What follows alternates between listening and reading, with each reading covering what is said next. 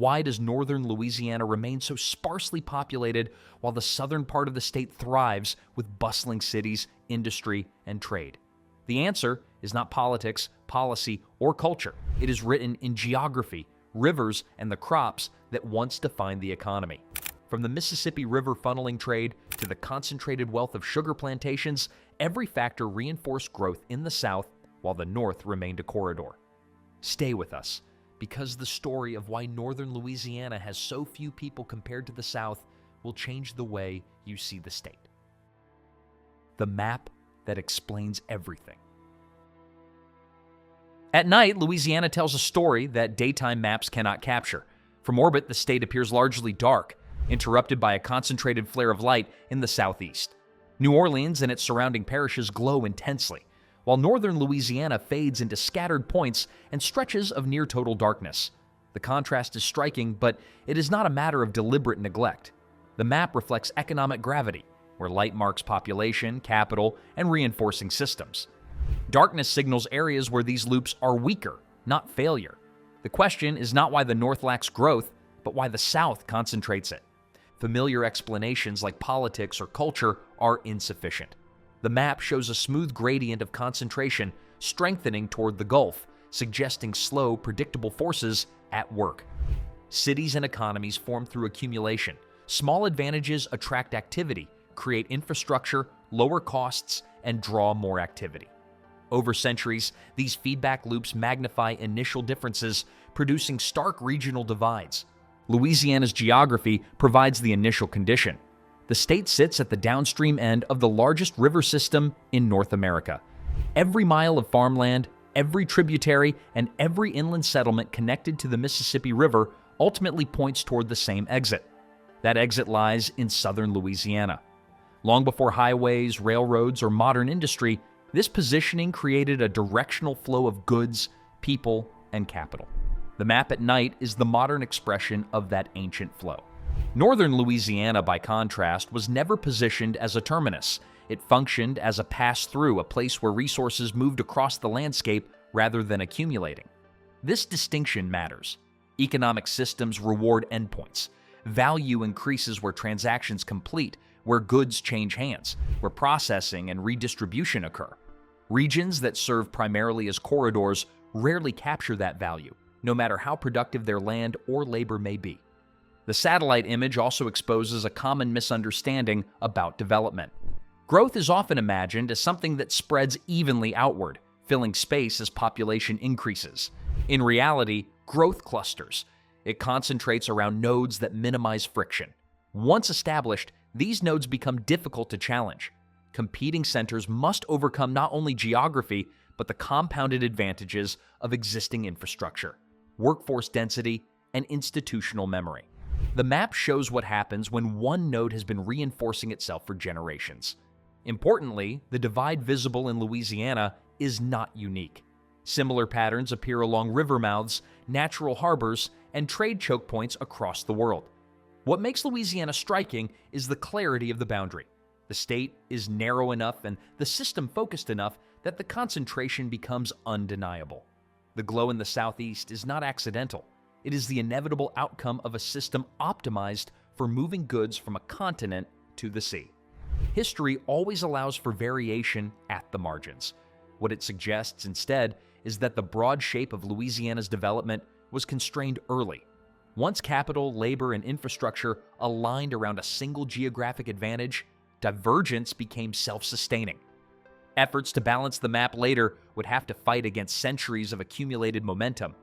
The image at night is therefore not a mystery to be solved, but a conclusion already reached. It captures the end state of a process that began long before Louisiana had borders, parishes, or cities. By the time modern policy enters the story, the map is already written.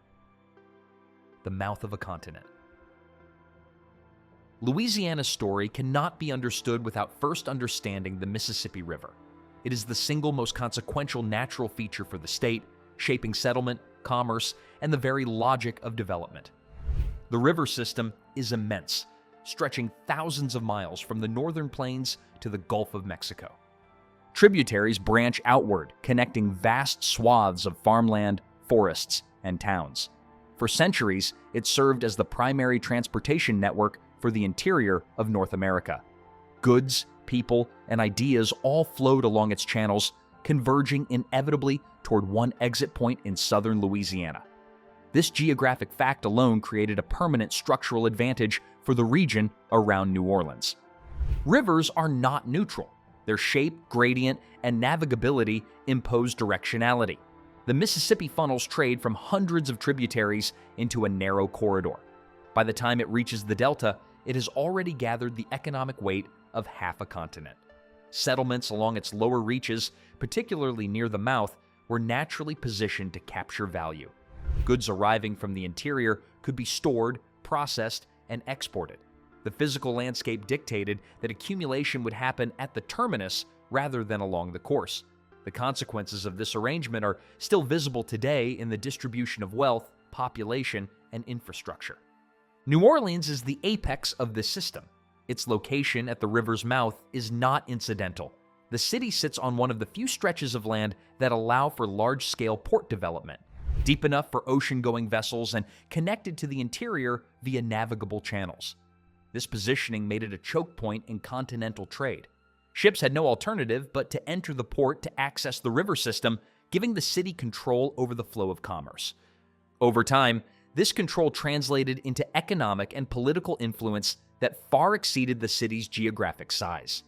Every major economic transformation in the Mississippi Basin passed through New Orleans. The port became a filter, concentrating wealth and reinforcing the advantages of place. The value of river mouths is permanent because they cannot be relocated. Unlike roads, bridges, or railways, a river mouth is a natural feature that responds slowly, if at all, to human engineering. New harbors may be developed, but they cannot replicate the volume of water, the navigable channels, or the hinterland reach of an established river system. Geography sets hard limits on where economic gravity can anchor itself. In Louisiana, the Mississippi made southern parishes inevitable centers of accumulation. Attempts to shift that gravity northward or to inland locations have repeatedly faltered, not for lack of effort, but because the system itself resists change. The river's influence extends beyond commerce. It shapes settlement patterns, agricultural choices, and urban hierarchies. Communities that developed along the lower Mississippi had access to trade, labor, and capital in ways that northern regions could not match. Towns in northern Louisiana often served as intermediaries, moving raw goods downriver but rarely retaining value-added processes. This distinction mattered. Economic nodes thrive where production, transportation, and distribution converge.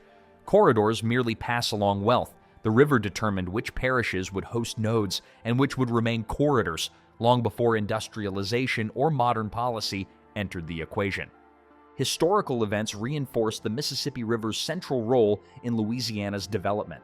Colonial powers recognized its strategic value and concentrated investment near its mouth, building ports, warehouses, and levees to support growing trade. Southern Louisiana entered a feedback loop. The more commerce the port captured, the more infrastructure it could support, the more capital flowed in, and the stronger its dominance became. Northern settlements, despite fertile land and capable populations, could not replicate this cycle because they lacked the river's terminal position. Even as railroads, highways, and air travel emerged, the river's influence persisted. New infrastructure often reinforced existing advantages rather than creating new centers. Cities along the lower Mississippi were better positioned to integrate development, consolidating economic gravity, while northern regions remained peripheral. Louisiana's river dictated settlement, trade, and urban hierarchy. Southern prominence was not luck, but a natural consequence of geography. The Mississippi created a powerful node of economic gravity that shaped every subsequent investment, policy decision, and pattern of migration. The question is, why northern parishes lagged behind? Geography and built-up advantages made the system hard to change. Sugar versus cotton. Louisiana's economy in the 19th century was shaped by its crops, particularly cotton and sugar. Both relied on plantation labor and were exported to distant markets, yet their effects on regional development differed sharply. Cotton was abundant, easy to grow, and geographically widespread.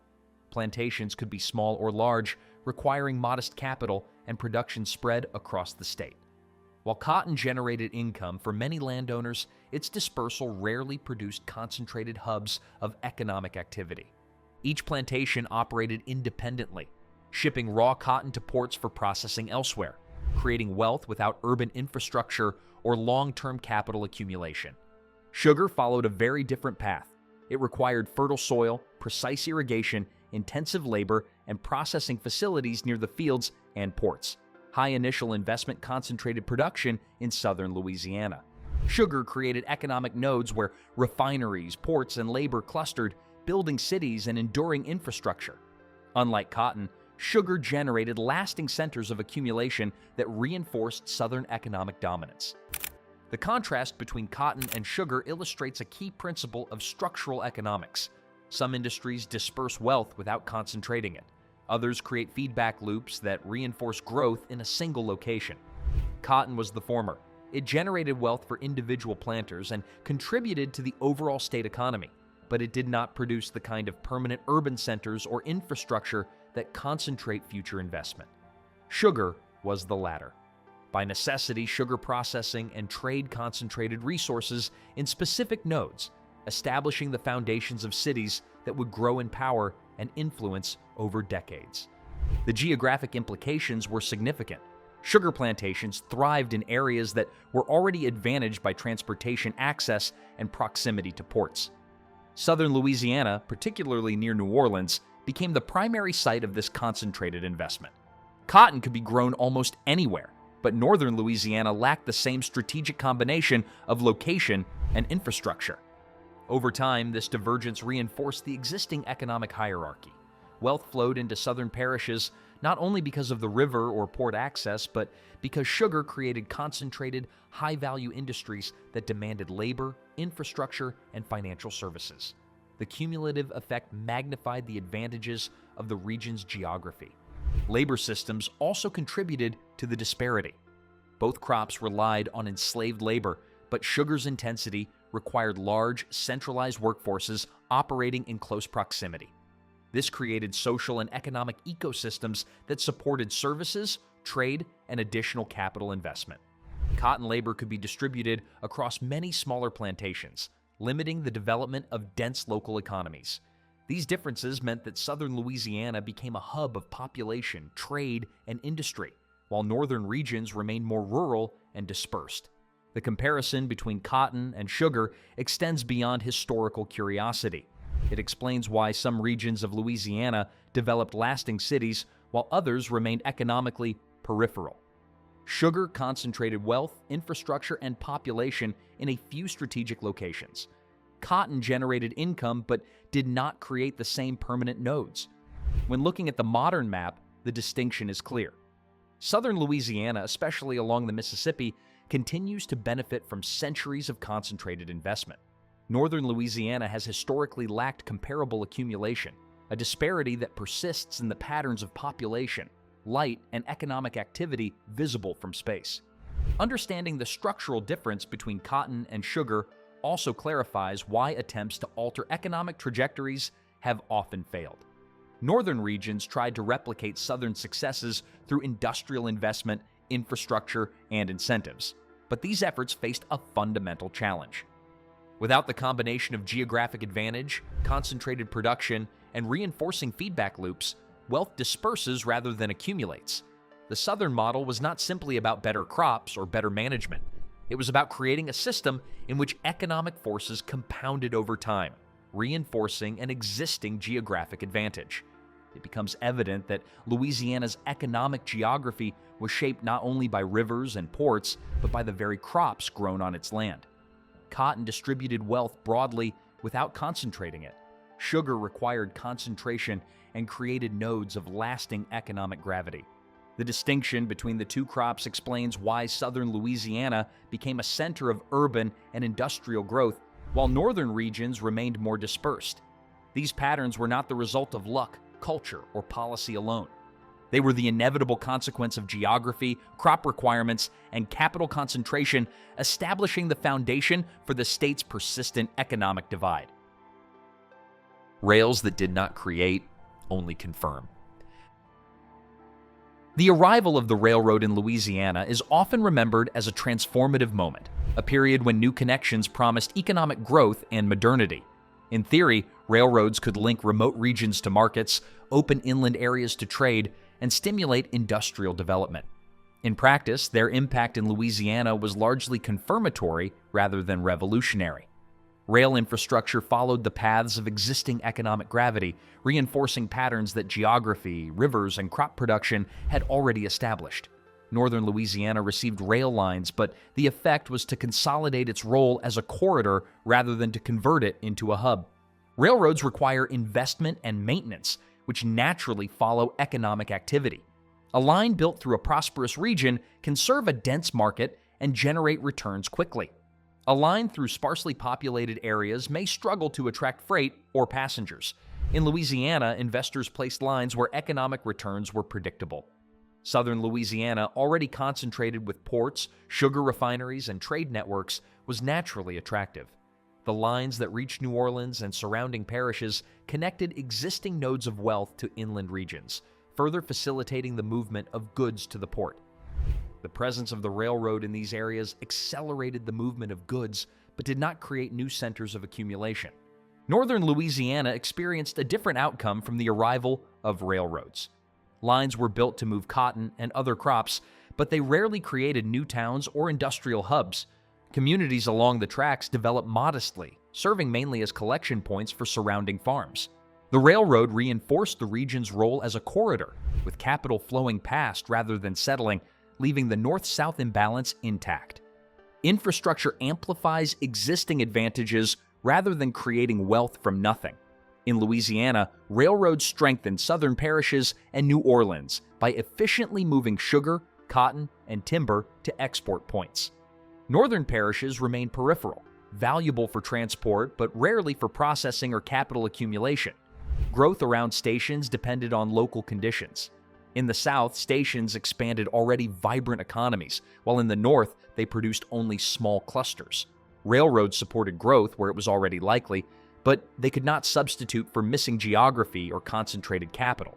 They codified long-standing structural differences instead of equalizing opportunity. This pattern persisted into the 20th century.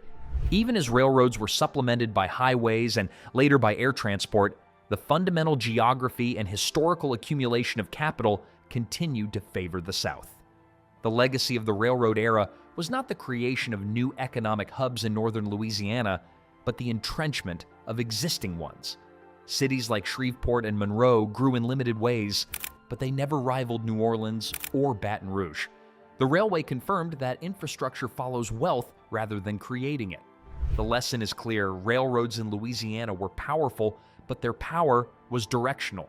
They facilitated the movement of goods and labor along paths already set by geography and crop concentration. They reinforced southern dominance and affirmed northern peripherality. Infrastructure in Louisiana did not rewrite the economic map.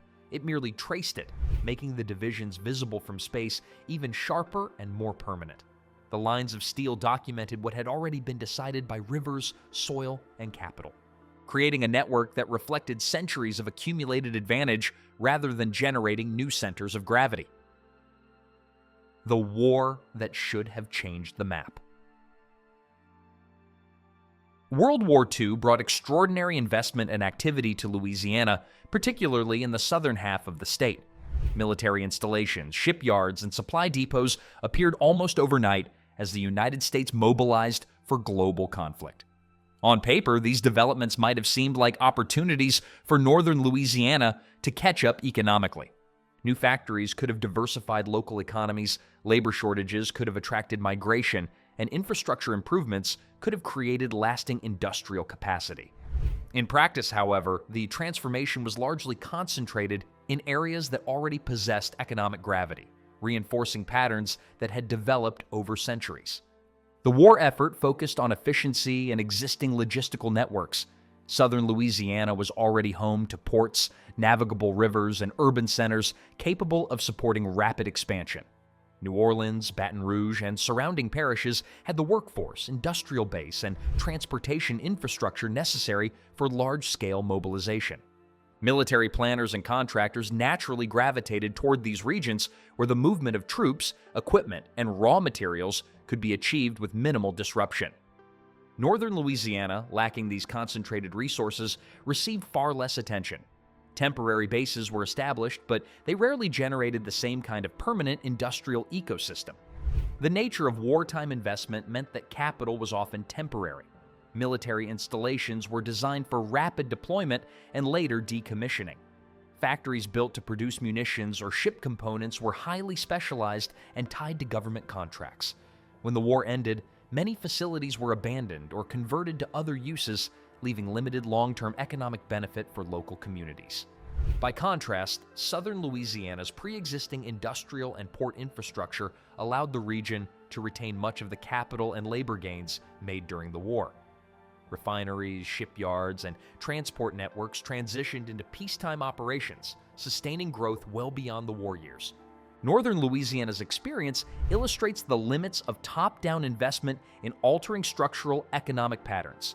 The region's temporary war-related activity did not create the reinforcing feedback loops necessary for sustained development. Capital moved through northern parishes, but rarely accumulated. Labor returned to pre-war patterns, and population growth remained concentrated in southern nodes. The war demonstrated that large injections of resources alone are insufficient to overcome the cumulative effects of geography, infrastructure, and historical investment. Concentration begets concentration, and corridors do not easily convert into hubs. The contrast between temporary military investment and permanent industrial ecosystems highlights the principle of compounding advantage. Southern Louisiana could leverage its existing nodes to capture and extend wartime gains. Port cities expanded, industrial activity intensified, and workers settled in areas with long-term opportunity. Northern Louisiana, despite receiving some attention, lacked the structural conditions to retain capital or attract sustained investment. By the time the war ended, the economic map had barely shifted. Existing divisions were confirmed rather than erased, reinforcing the same patterns visible in the satellite image and historical trade flows. Moreover, the war period amplified the consequences of pre-existing disparities. Regions with established infrastructure were able to exploit federal investment to create additional value, while regions without such infrastructure struggled to convert opportunity into permanent growth. The investment was not evenly distributed, and the outcomes were predictable. Geography and prior accumulation of capital dictated which areas would prosper and which would remain peripheral. Policy or intent could not override these long-standing structural forces. It becomes clear that World War II was a moment when change seemed possible but largely failed to materialize in northern Louisiana. The southern half of the state absorbed the benefits, solidifying its economic dominance. The war's legacy is therefore not one of equalization, but of reinforcement. Temporary gains did little to rewrite the long-term distribution of wealth and infrastructure. The lesson is that capital compounds most effectively where it already exists, and efforts to redirect it must contend with centuries of accumulated advantage. Southern Louisiana emerged from the war stronger, while northern Louisiana returned to its historical role as a corridor and collection zone, confirming the structural patterns that continue to shape the state. The failed bet on reinvention. In the decades following World War II, northern Louisiana faced a persistent challenge. The region's historical role as a corridor for goods and labor left it structurally disadvantaged compared with the South. Leaders and policymakers recognized the imbalance and attempted to stimulate economic reinvention. Telecommunications projects, industrial recruitment, and corporate incentives were introduced to attract investment and diversify the economy. On paper, these initiatives seemed promising. Northern Louisiana had available land, a willing workforce, and growing infrastructure. In practice, however, the results were limited, illustrating the enduring power of structural geography. The telecommunications industry provides a clear example of these challenges. In the late 20th century, northern Louisiana sought to position itself as a regional hub for technology and communication services. Efforts included building office complexes, connecting towns with fiber optic networks, and offering tax incentives to attract companies. Initial results were encouraging. A few firms relocated or expanded operations, creating jobs and modest economic activity. However, the industry remained concentrated in southern cities, which already possessed the institutional knowledge, infrastructure, and connectivity required for large-scale operations. Northern Louisiana's attempts to replicate these advantages encountered the same structural constraints that had limited growth for generations. Corporate anchoring was another strategy employed to reverse regional disparities. Policymakers hoped that attracting a single major employer could generate a ripple effect, stimulating ancillary businesses, increasing demand for services, and encouraging population growth. Some companies did establish operations, bringing jobs and capital to local communities. Yet these efforts often produced isolated pockets of success rather than systemic transformation.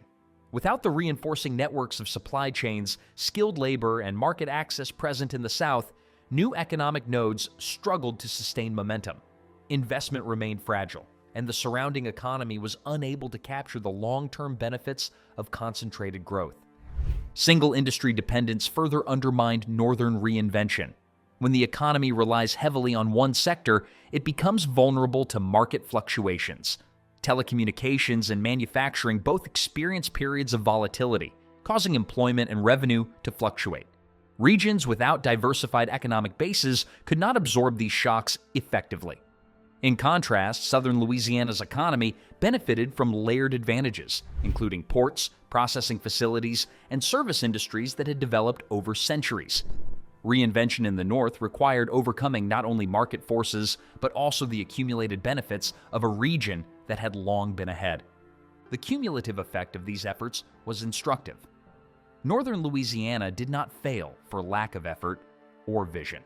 The strategies employed were rational and well-resourced. They failed because structural advantages in the South were already entrenched.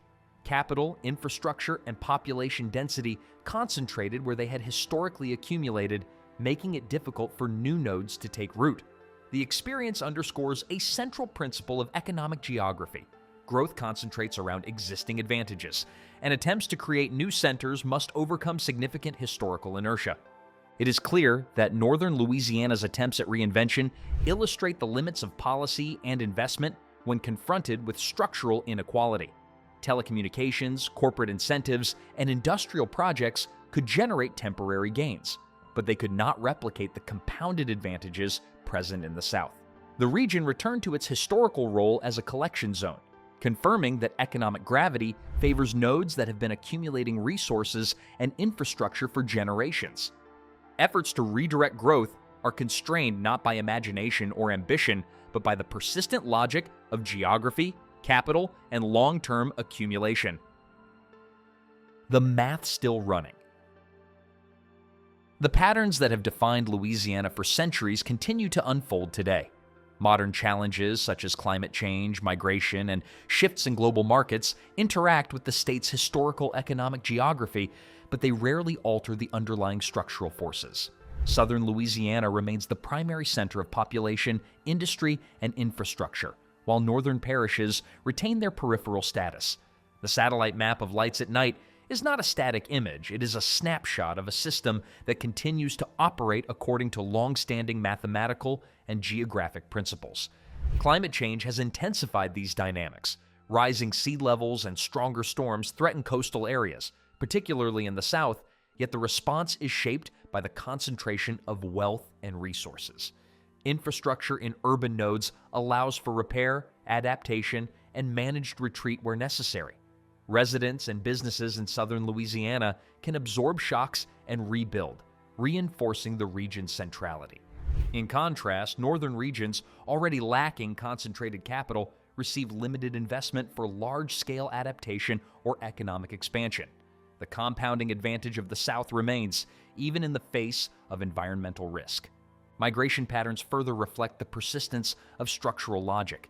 People tend to move short distances, seeking opportunities within existing nodes rather than creating entirely new centers. Urban growth continues in and around established cities where employment, infrastructure, and social networks exist. Northern Louisiana attracts movement primarily from rural areas, but these flows rarely reverse the state's economic hierarchy. New development tends to reinforce the gravitational pull of the South, emphasizing the principle that population and capital accumulation are self-reinforcing. Global market changes, including fluctuations in agricultural prices and energy demand, also affect Louisiana, but the effects are uneven. Northern regions remain more vulnerable to market shocks because they depend on a narrower set of industries.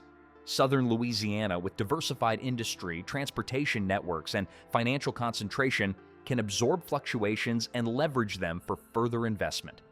This uneven responsiveness is not a matter of policy or talent. It is the predictable outcome of historical concentration and structural advantage.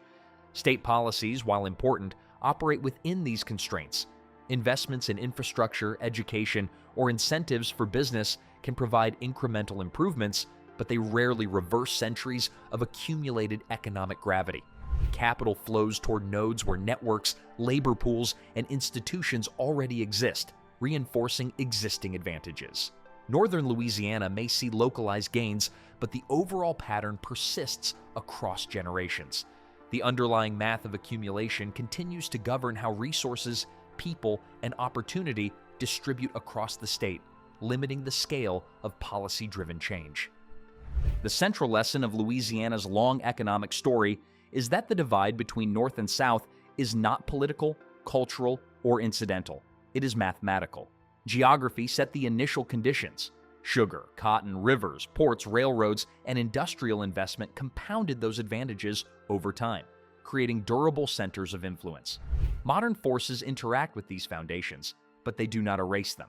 The state's economic structure operates like a system in which small advantages accumulate into larger ones, and historical nodes continue to dominate the flow of growth. By the conclusion of this narrative, it is clear that the map of Louisiana is still being written by the same forces that have acted for centuries. People, capital, and infrastructure continue to move along predictable paths. Southern Louisiana maintains its position as the gravitational center of the state, while northern regions remain peripherally connected.